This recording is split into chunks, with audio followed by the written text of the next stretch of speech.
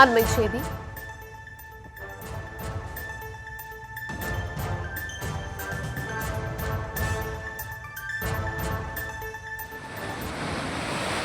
குமரி மாவட்டத்தில் பெய்து வரும் மழையால் வீராணமங்கலம் பழைய ஆற்றில் வெள்ளப்பெருக்கு ஏற்பட்டிருக்கிறது. இதனால் கரையோர மக்களுக்கு வெள்ள அபாய எச்சரிக்கை விடுக்கப்பட்டிருக்கிறது. விவரங்களை தர இருக்கிறார் செய்தியாளர். வணக்கம், விவரங்களை வழங்கலாம். வணக்கம் தர்ஷினி. கன்னியாகுமரி மாவட்டத்தில் கடந்த சில நாட்களாகவே மாவட்டம் முழுவதும் மழை விட்டு பெய்து வருகிறது.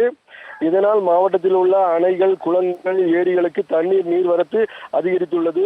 மேற்கு தொடர்ச்சி மலையை ஒட்டியுள்ள கீரிப்பாறை, காளிகேசம், வாழைத்துவயல் பகுதிகளிலும் இரவும் விட்டு மழை பெய்துகிறது.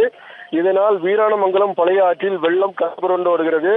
அதேபோல் சுசீந்திரம் பகுதியில் உள்ள சோளந்திட்டை அணைக்கட்டில் உள்ள மதகுகள் அனைத்தும் திறக்கப்பட்டு தண்ணீர் சீறி பாய்ந்து வருகிறது. பழைய ஆற்றில் இறங்கவோ குளிக்கவோ கூடாது எனவும் ஆற்றின் கரையோரம் வசிக்கும் மக்கள் பாதுகாப்பாக இருக்கவும் மாவட்ட நிர்வாகம் சார்பில் அறிவுறுத்தப்பட்டுள்ளது. தர்ஷினி,